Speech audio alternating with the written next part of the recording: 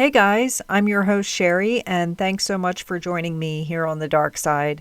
Today we're talking about a young woman whose life was tragically taken from her at the age of 17. This is a solved case out of Livingston, Virginia, and it makes me so incredibly angry. This is episode 146, The Case of Alexis Murphy. We're going back to 2013 for this one. There was the Boston Marathon bombing. Actor Paul Walker was killed in a car crash. Edward Snowden announced the NSA has been spying on all of us. Everyone was watching Breaking Bad and House of Cards. Candy Crush was the most popular game with 46 million online users. And in weird news from 2013, the noise that drove everyone crazy, residents of Windsor, Canada, complained about a strange low-frequency hum that lasted for months, disrupting sleep and daily life. Scientists linked the sound to a steel factory across the river in Detroit, but the exact cause remained unknown. I came across this story from a website called ourblackgirls.com, which is a really informative website that details cases involving violence against Black women and girls. The writer honors each victim by telling their story, and it's really touching but incredibly sad. It's important to learn about the victim and who she was when she was alive. Alexis Tierra Murphy is a beautiful 17-year-old girl. She was born June 5th, 1996. It's currently August 2013, and she is so excited that in just 1 month, she would be starting her senior year at Nelson County High School. Her parents are Laura and Troy, and she has 3 brothers, Avery, Cameron, and Noah. She has lots of aunts and uncles and cousins. I just love her family, especially her mom and aunts. I've watched so many interviews with them, and they seem so genuine and just really good people. They live in the town of Shipman, which is a part of Nelson County, Virginia. This place has a very small population. In 2010, it was at 507 people. Everyone knows everyone, that kind of thing. The school that Alexis attends is outside of Shipman. Nelson County High School has more students than the entire population of her town. Alexis is very popular in school. She is known for her kindness to students who weren't as popular as her. She is the captain of the volleyball team. She had plans to continue playing volleyball when she went to college. She also played on the school's basketball team. Alexis is known for her social media presence and bubbly personality and for being an athlete. She had a part-time job at a children's consignment shop. She was an influencer before influencers were really a big thing. On Twitter, she had 11,000 followers. She was constantly posting selfies, videos, and updates, and you can see her personality in these. She was a very goofy and funny teenage girl, and she just had this nice aura about her. If TikTok was a thing back then, she would have been TikTok famous for sure. It's August 3rd, 2013, and Alexis needs some things for her upcoming senior portraits. She posted on her Twitter, "Bergbound," Berg being short for Lynchburg, Virginia. That's where she had plans to shop. Her mom, Laura, gives her money to shop, and then she heads to her overnight shift at the U.S. Postal Service. Alexis leaves the house in her car. The car, which is a white Nissan Maxima, actually belonged to her dad, but Alexis was allowed to use it. Alexis doesn't come home that night. Her grandmother tells her mom that Alexis missed her curfew. Mom is like, "What do you mean she didn't come home?" Her father, Troy, said, quote, "Laura called me and said Alexis didn't come home, and I told her right then and there she needed to call the cops. I was trying to keep calm and not panic because, as a father in this situation, by not coming home at her curfew and not bringing my car home, just about anything runs through your mind." So this is concerning. Alexis is 17 and nowhere to be found. If Alexis was going to be late, she would always check in and explain why she would be late. She doesn't want to be grounded. Then they try to call her, but her phone is going straight to voicemail. Alexis is always connected to her phone, more than most teenage girls, so for her phone to be turned off is not a good sign. Luckily, she has a car, so they're hoping it may be a little easier to find her. Her mother goes to the Nelson County Sheriff's Office, but there's an issue. This generation of officers currently employed there have never had a missing persons case before. The lead investigator is a man named Billy Mays. I gotta tell you, for being his first missing person case, he really did an amazing job. He enlisted the help of the Virginia State Police and the FBI, so I know that helped tremendously as well. The first thing he needs to figure out is if this is a runaway case. Was Alexis not happy at home? Did she have a big fight with her mom? He learns almost immediately that it was quite the opposite. She had a great life and her home was very stable and there was a lot of love going on in this house. He said, quote, "Her profile wasn't of a runaway. She was popular in school, played volleyball, a very happy teenager. She had a great support group with her family." So we can rule out that Alexis was a runaway. Her mom and aunts remember that Alexis is on the phone's family plan and they can use the Find My iPhone app to see where the last location that her phone was. It showed that it was last active the evening before near a 4,800-acre estate in Arlington, Virginia. This is a place not far from Shipman, Virginia, where she lives. It was a large estate that has private weddings and formal outdoor events and that kind of thing there. Police begin searching around in that area looking for Alexis or at the very least her phone, but nothing turns up. It's likely that Alexis's phone was turned off in this area and it could be 100 miles away by now, but we know it was last active here at this estate. This is private property and the owner fully cooperated with police and allowed them to stay as long as they needed. 2 days after Alexis disappeared, the Nelson County Sheriff's Department holds a press conference announcing that a 17-year-old resident has gone missing. They urge the public to share her photo and look around and to be on the lookout for her white Nissan Maxima. Another press conference would take place just 2 days later. This time, Alexis's family addressed the public. They pleaded with anyone who has information to come forward. These things are always so heart-wrenching to watch. You can see the family's pain. They just want their loved one back. Alexis's Aunt Trina said, "Alexis, if you're out there and you can hear us, just know that your family loves you." People must have really been paying attention because later that night, the police received a call from a citizen that said, "That white car you're looking for, I found it." The Nissan Maxima was found in a parking lot of a movie theater in Charlottesville, Virginia. This is about 40 miles from Alexis's home in Shipman. So remember, Alexis was headed to Lynchburg, Virginia to get senior picture supplies. Well, this location in Charlottesville is about the same distance, but in the opposite direction. Picture Charlottesville on one end and Lynchburg on the other. Her home in Shipman is right between the two. When police get to her car, they see it is locked. They were able to get into it after some time, but everyone is on edge at this moment, and that's because of the trunk. What are they going to find when they open that trunk? The trunk is opened, and to their relief, Alexis wasn't inside of it. Neither was any blood. If there was any evidence of foul play inside the car, the police aren't saying to preserve their investigation, but they towed her car away for further processing. The movie theater employees were shown a picture of Alexis, and none of them remembered seeing her there. The manager hands over the camera footage of the parking lot, and lo and behold, they see her car pulling into the parking lot. It pulls in around 10 o'clock p.m., and you see someone get out of the driver's side. There wasn't anybody else in the car. Since the footage was so grainy, you can't tell if this driver is a man, a woman, black, white, or anything distinguishable. From the looks of this footage, it could have been an alien driving her car. The person doesn't enter the theater. There was an apartment complex nearby. These are luxury apartments. Police head over there to ask some of the residents if they had seen Alexis, but none of them recognized her.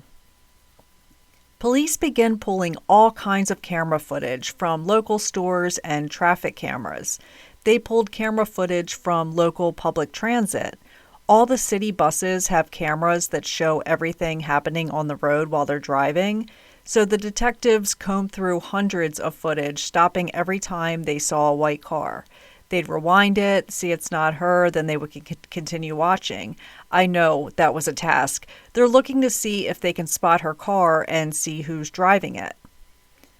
In addition to all this work authorities are doing, the community banded together and did their own searches for her as well. Volunteers scoured the streets and wooded areas. A lot of people came together to help this family. The detectives go through Alexis's very active Twitter account looking for any kind of weird stalker. They see that she has fans, obviously. She's a beautiful girl. Of course, guys are commenting things like, "You're so hot, send me your number," but nothing too crazy that would help with the case. There is a Liberty gas station in Lovingston, Virginia, which is near Alexis's house.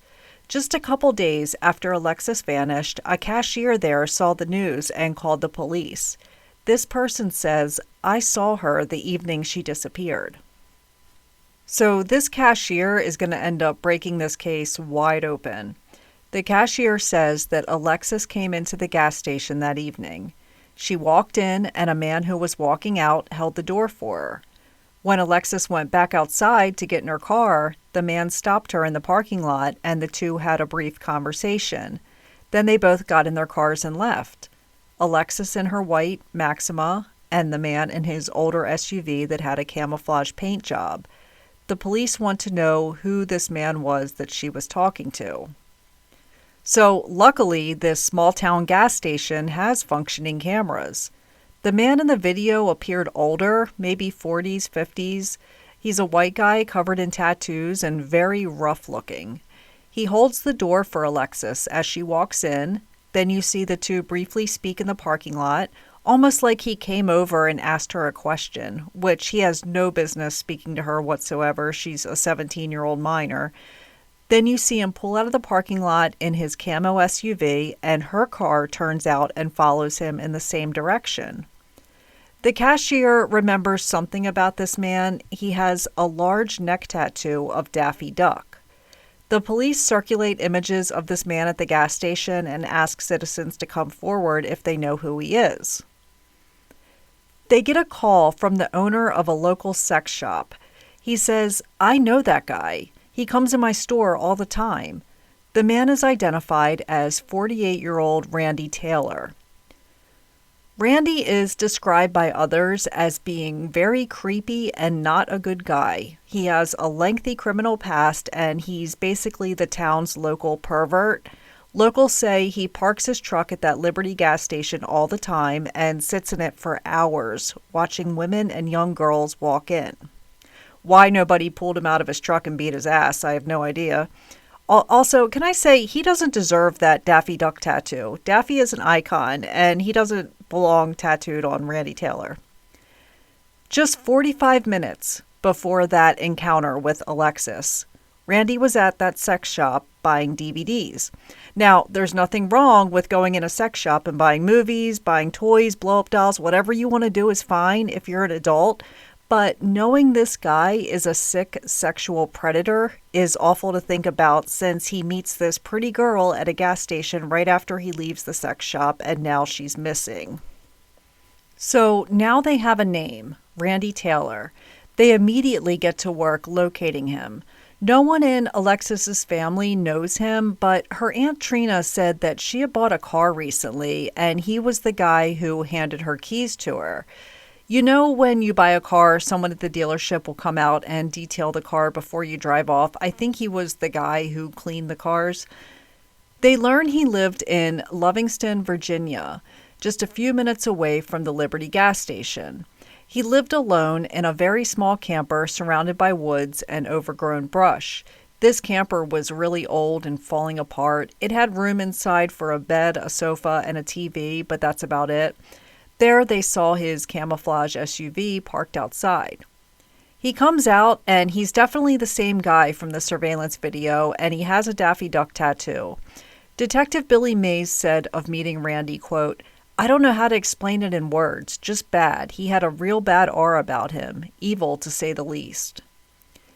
He shows him a photo of Alexis, and Randy says he's never seen that girl in his life, which we know is a lie because he held the door open for her at the gas station, plus they had a conversation out in the parking lot when Alexis was trying to leave. They know he's lying since they have surveillance video of their encounter, and they were able to convince a judge to issue a search warrant for his property. This search would take 4 days since they're also searching the property the camper was on. The search was led by the FBI, and the team searching had some female FBI agents, and they all said that Randy Taylor made them very uncomfortable. He was described as a scary guy. He's not some big, muscular, intimidating man, but he was just really creepy, the way he talked and the way he looked at them. Inside the camper, they found a diamond stud earring, consistent with the same diamond stud earring as Alexis's facial piercing. And they found a broken fingernail embedded in the carpet. They found a long black strand of hair that was determined to be synthetic, so this is from a hair extension. All these items were quickly processed at a forensic lab, and they were a match to Alexis's DNA. The FBI brings in these very well-trained dogs to help find her cell phone, so I didn't know that there are dogs trained specifically to find cell phones. These dogs can find anything with digital storage by training them to recognize the scent of TPPO, which is a chemical that coats memory chips to protect them from overheating. Apparently, these dogs work a lot in prisons to find any cell phones smuggled in by prisoners. Alexis's phone was located in close proximity to Randy's camper, only about 70 to 80 feet away. It was in a bunch of weeds and bushes. The phone, which was a new white iPhone 4, was smashed and inoperable. It looked like someone took a hammer to it and ripped out the insides from the phone. It was so damaged that they weren't able to pull any data from it. According to KIRO 7 News, on August 11th, this is 8 days after Alexis's disappearance, they had enough evidence to make an arrest. For now, he's charged with her abduction. They also managed to get him on a second charge for possessing a stolen four-wheeler. They're trying to find other things so they can keep him in prison longer. If they can locate a body, he'll have other charges, but for right now, they need him to be in custody. At least he won't be able to hurt anyone else for now. He also won't be able to flee the state or commit suicide. The FBI goes back to the camper for a second search, and this time they found a used set of fake eyelashes that were consistent with something Alexis wears. You can tell from her photos she wears fake eyelashes all the time. They found more hair that was determined to be hair extensions. They also found this really disturbing scrapbook he had made. It had photos of naked women cut from porn magazines. All the heads were cut out, though, and pictures of girls from around the community were replaced as the faces. He even had one of his former boss's daughter. Her face on a naked woman's body, the whole thing is gross. They found the blue shirt he was wearing at the gas station that day. It was balled up and stuffed under a sofa, and it was covered in blood. The blood was a match to Alexis. This is enough to charge him with first-degree murder. They need overwhelming evidence in order for him to be found guilty, though, because Alexis still hasn't been located. They don't have a body, but they are confident that she is deceased and that Randy Taylor murdered her, amongst other things. Police also find out that Randy was in the Charlottesville area where the movie theater was, where Alexis's car was found. He says he went to Applebee's in Charlottesville for dinner and then he took a cab back home. They interrogate Randy for hours. After he's told they have Alexis's DNA on items in his camper, Randy gives a different version of events from him earlier, saying he's never seen that girl in his life. Now his story is that he saw her at the gas station. He says she approached him and asked if he smoked weed. He said, "Yeah, do you know where I could get some?"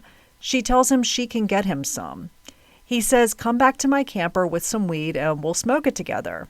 He says Alexis returned with a black man with dreadlocks, a man named Damian Bradley.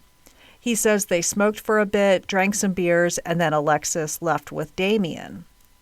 So Damian Bradley is a local young guy who works at McDonald's. He did know Alexis, but Damian is ruled out since he has an alibi. He was out of state when Alexis disappeared. He says he had never met Randy Taylor before. Police believe that Randy tried to pin this on him. He saw him working at McDonald's one day. His name is right there on his badge. It's just a coincidence that Damian and Alexis actually knew each other. The police's theory is that Randy told her he had weed at home and she could follow him if she wanted to buy some, and that's why her car was seen leaving behind his.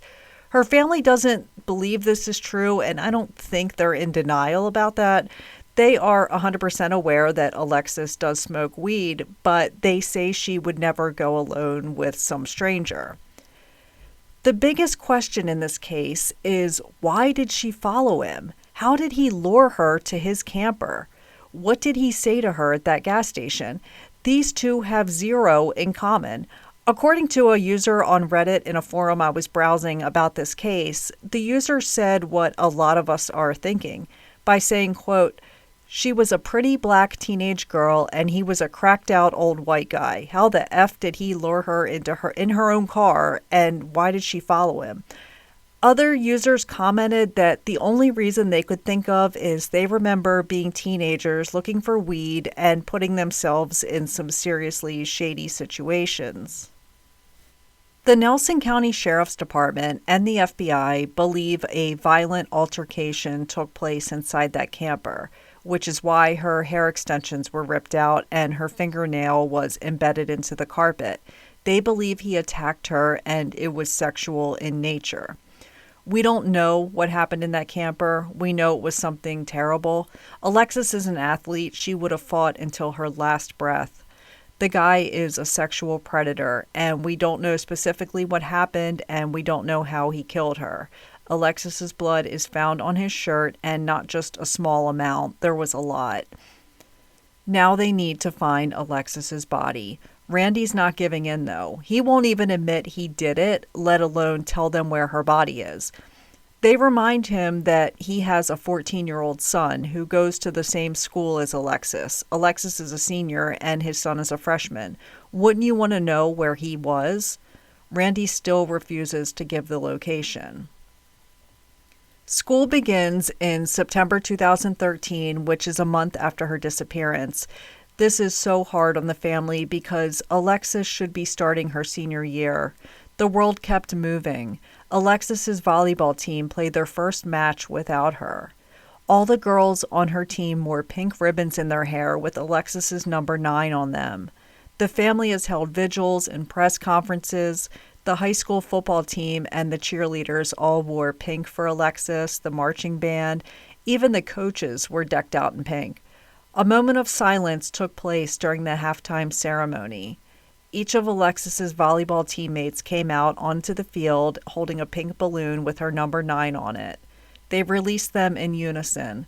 The football team has said they would hold a moment of silence at every home game until she was located. In January 2014, Randy Taylor was formally indicted on charges of first-degree murder, first-degree felony murder, and abduction with the intent to defile. He was also charged with grand larceny. On May 1st, 2014, Randy's trial began. The prosecution knows they are going to have a hard time without a body. This is all based on circumstantial evidence. It's not impossible to try a case without a body, but there are a lot of hoops and hurdles you're going to have to go through.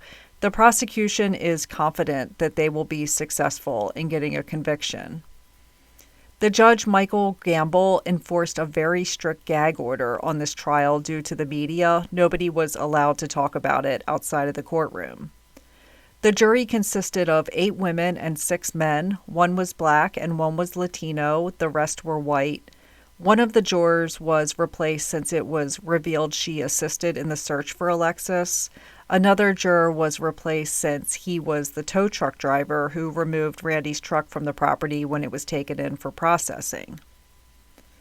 The family was warned that they were going to hear Randy's version of events. The family understood, and they are aware he has a right to defend himself in court, even if it will be hard to listen to.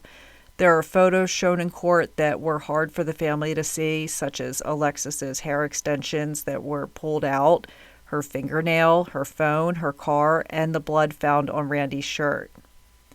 Randy, as he said he pled not guilty. He admits that Alexis was at his camper, but says that he didn't kill her. He claims she left with some other guy. This trial took only 8 days, and the jury came back and found him guilty on all counts. He would have to come back to court for sentencing at a later date, but for now, he's guilty and the family was satisfied with the verdict. 1 week after the trial ended, Nelson County High School held their graduation ceremony. A lot of graduates did special messages to Alexis on their caps. There was a lot of pink out on the field. Her family walked the stage in her place and accepted her diploma from the superintendent while the crowd gave a standing ovation. It was a really bittersweet moment.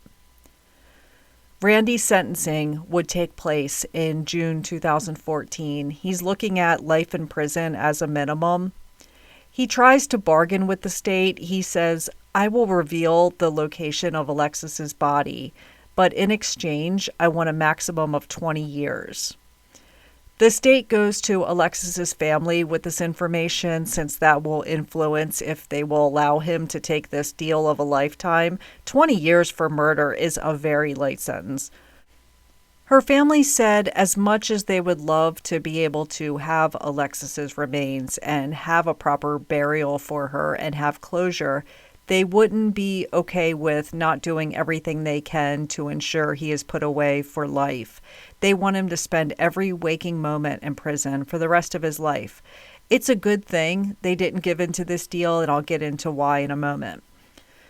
Randy did appeal his conviction twice, and both times he was denied. Alexis's mother and Aunt Trina got together with the mother of Morgan Harrington. Morgan Harrington's story I talked about in our episode 44. She was the girl who vanished after leaving a Metallica concert, and she was killed by Jesse Matthews. Morgan's mom started a foundation called Help Save the Next Girl. Alexis's mother and her Aunt Trina were huge advocates for this group. They spoke out against violence towards women. They made it their life mission to protect young women from violence. Well, in an odd twist, in 2018, Alexis's Aunt Trina, who we have seen on the news many times discussing Alexis, her 23-year-old son, who is Alexis's cousin, was charged with murdering his girlfriend. Trina didn't hold back either. According to ABC 13 News, she said, quote, "An all too familiar story in my timeline. A beautiful woman's life cut short by a violent relationship. The only twist today is that it's my child on the other side of the gun. My son is the perpetrator. The very thing I advocate against has been committed by someone I once carried inside me. My son's actions have altered the course of many lives, and the impact will be everlasting. I've always told my children that you must live with the consequences of your actions, and nothing has changed."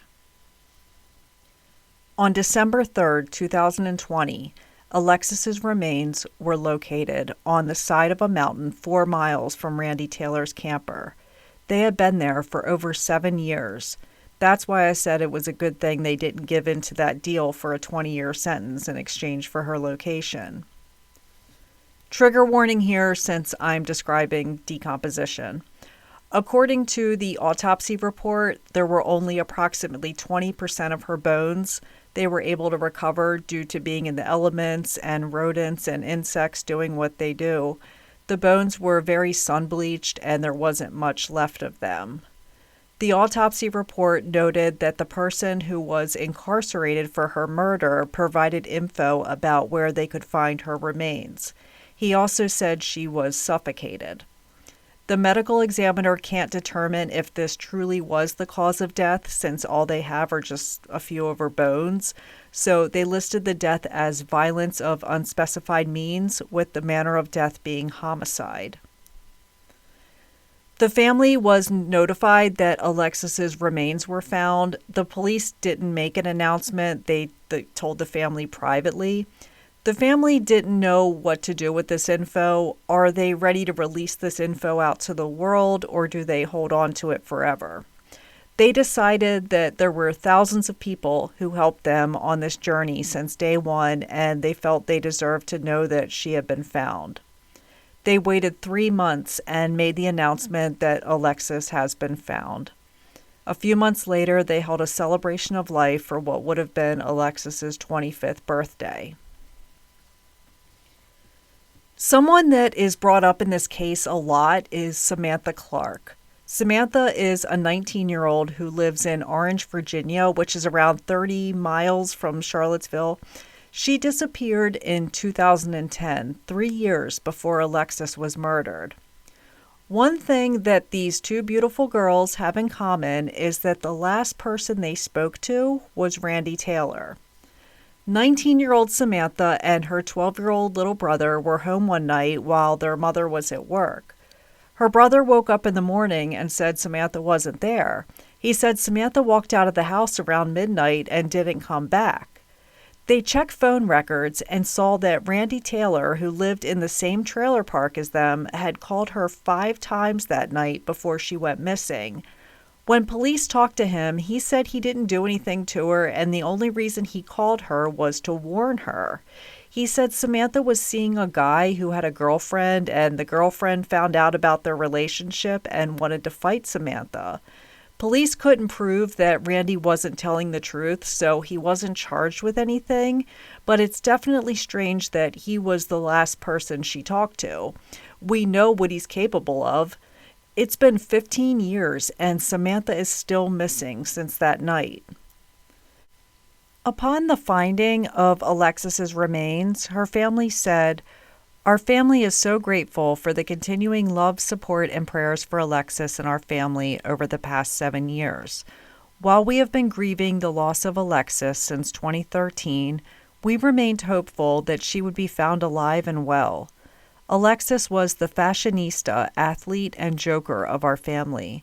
We were blessed to have loved her for 17 years, and her memory will continue to live on through us all.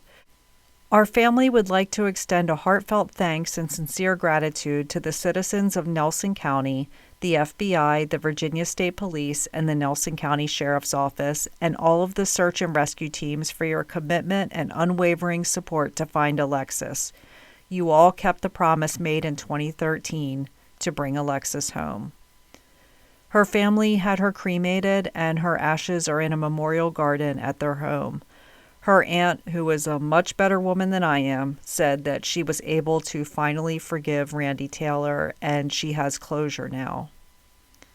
Rest in peace to Alexis Murphy. That's it for this week, and I'll see you all again soon here on the dark side. Take care, and much love to you all.